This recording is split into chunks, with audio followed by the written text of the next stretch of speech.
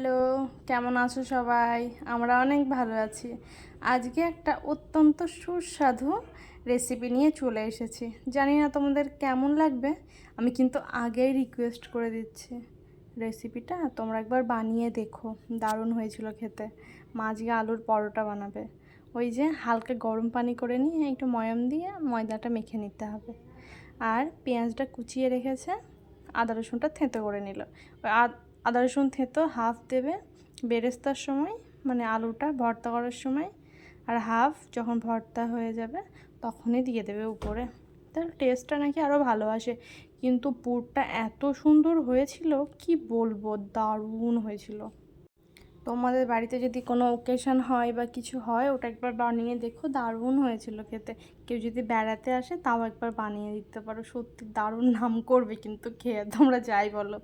তারপরে মা পুরটা ভরে হালকা করে মা বেলে নিয়ে ওইটা ভেজে নেবে।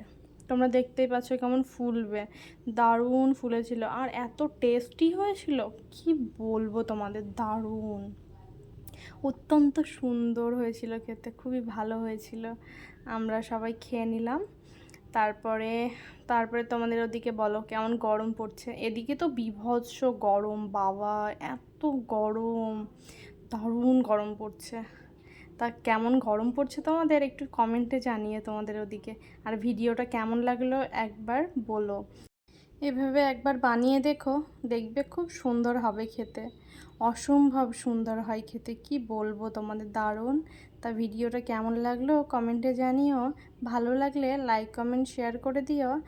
আর তোমরা সবাই ভালো থেকো, সুস্থ থেকো, সাবধানে থেকো। এই যে গরম, সবাই খুব সাবধানে থেকো, বেশি বেশি পানি খাবে আর রোদে বেরোবে না। সবাই ভালো থেকো, সুস্থ থেকো, সাবধানে থেকো। ভিডিওটা কেমন লাগলো?